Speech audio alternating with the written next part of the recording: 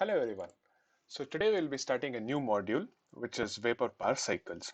So in this particular module we will be dealing with the vapor power cycles which are used in steam power plants and thermal power plants. You know that in steam power plants the water is a working fluid where it is heated up to, where the steam is formed and steam is further heated up to a superheated condition and later it is fed to a turbine where the power is generated, right? So this particular steam thermal power plants are governed by cycles known as a vapor power cycles. So why it is called as vapor power cycle? Because here the working fluid is not in a single phase. Keep this in mind. So this is the very important thing to remember. In the vapor power cycles or in the steam turbine power plants, the working fluid will not be entirely in a gaseous state, will not be entirely in a liquid state, but it will be changing its phase from one to another, one to another. Water will be heated to steam, steam will be condensated back to water. So the different types of phases would be changing all over the cycle. So in order to govern such a phenomenon, we use two different cycles. There are Carnot cycle and Rankine cycle. Carnot and Rankine both are vapor power cycles, no doubt. So Carnot cycle is little bit idealistic in nature, which is we have studied even in your module 1 also. The same thing when you apply for the phase changes. When you apply for the water, then it will become as Carnot vapor power cycle. Similarly, Rankine cycle is that particular cycle which is more practical than Carnot cycle, which is being used in all the steam power plants and the thermal power plants. So this is very important. Before you go in depth in this module, you will be drawing the PV or TS diagrams on the phase diagrams like this. You have studied in the basic thermodynamics, is it? So this particular figure, you are not supposed to just draw a TS diagram or PV diagram. You have to split up into regions. You have to split up into phases. How will you split up? You'll follow this particular plot for every PV and TS diagram. What does this plot say about? See, this is the liquid region. Okay, when you heat up, it will turn into a wet region where liquid and vapor both are involved. Okay, and this is in the red color, hatched in the red color is a superheated region where only vapor is present. That means if I want to tell it in a more simpler way, this contains only liquid, this contains liquid plus vapor, and this region whole thing contains only vapor. The line dividing the liquid and liquid plus vapor is a saturated liquid line. So this particular line is what? The saturated liquid line. And line dividing the vapor and liquid plus vapor is saturated vapor line. Okay, what is saturated vapor? A vapor which is just about to reach to the vapor state.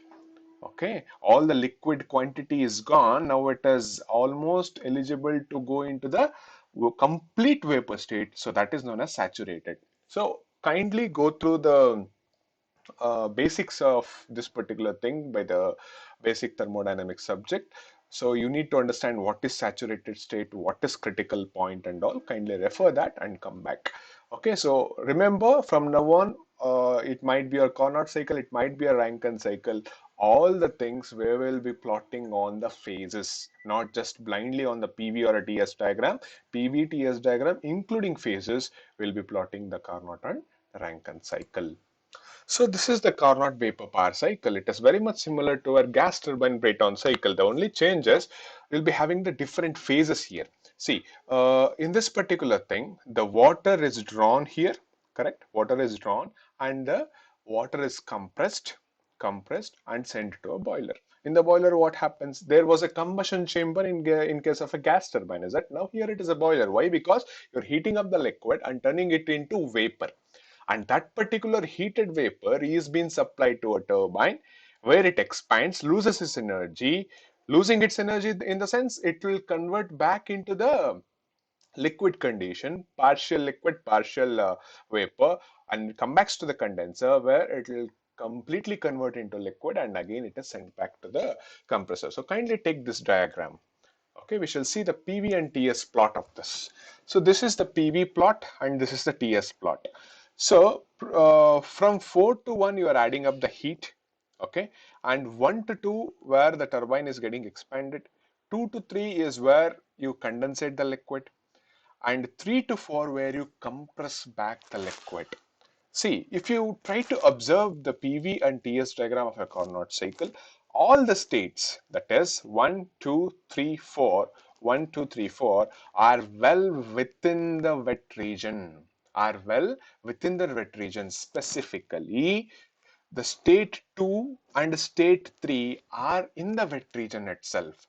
That means it will be having a dryness fraction. Here, in the state 2, it will be having both liquid plus vapor. So, dryness fraction of state 2 has to be defined. And at state 3 also, it is well within the wet region itself. This is the wet region. Wet region in the sense it will be having both liquid and vapor in this particular state. So you have to define the dryness fraction at state 3 also. Okay. And where is state 4? State 4 is in the saturated liquid line. State 4 is on the saturated liquid line. That means it is just perfectly liquid. Okay, which is about to change its phase. It is just perfectly liquid, which is at state 4, which is about to change its phase. If you supply a little quantity of energy, it will be converted into vapor here. Getting it? That is the meaning of saturated. Now, where is my state 1? State 1 is on the saturated vapor line. So what does saturated vapor line say? If I say my state 1 is in the saturated vapor line, that means if I provide a little bit of energy, it will convert into a superheated vapor. Getting it? So here it is a completely perfectly vapor, but if you supply a little more energy, it will convert into a superheated vapor. So this is the meaning of a saturated. Highest perfect limit of that particular state is known as a saturation state. So kindly take the PV diagram and TS diagram of these two of the Carnot cycle and even the explanation for each and everything also. See, from the 4 to 1, what is the heat added? From 4 to 1, this is 4 to 1 is the heat added in the boiler, is it? So 4 to 1 is the heat added in boiler. See, 4 to 1, you'll be adding up the heat so that your liquid at saturated state will convert into a vapor at saturated vapor state. Okay, and how will you calculate the heat flow here? See, if you remember the Clausius inequality statement, from that you'll be getting is the dq is equals to T into ds, if you remember it, or the ds would be equal to dq by T, cyclic integral of dq by T. From that what happens, Q will be equal to T into delta S. From now on, whatever the heat flow equations are there, we'll be taking in the form of T into delta S, T into delta S. So T into delta S, temperature at that particular point into change in entropy of that particular process. Now, as if it is a heat, I told you heat always will be final minus initial. So heat always would be final minus initial.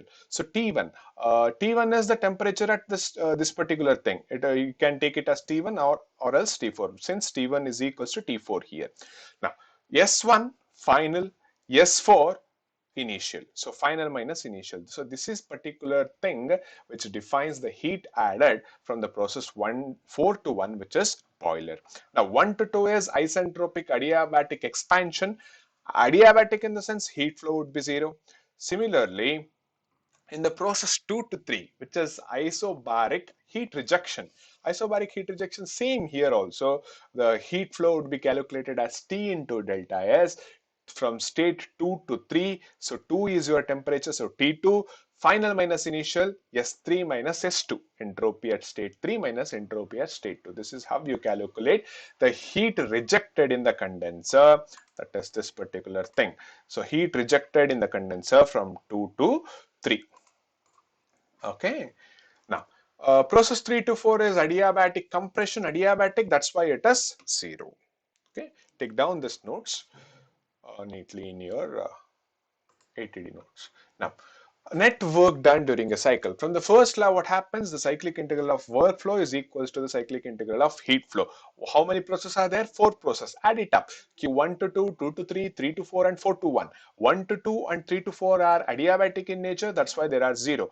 Other process, you just substitute it. Okay. Now, if I am taking this particular term here, and this is S3 minus S2. I am changing it to S2 minus S3, so it adds negativity here.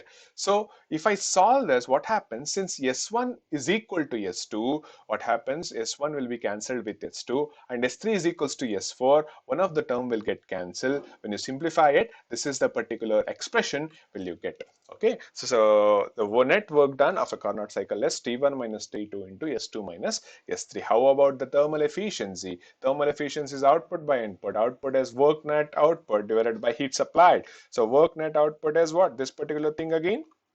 S2 minus S3 into T1 minus T2.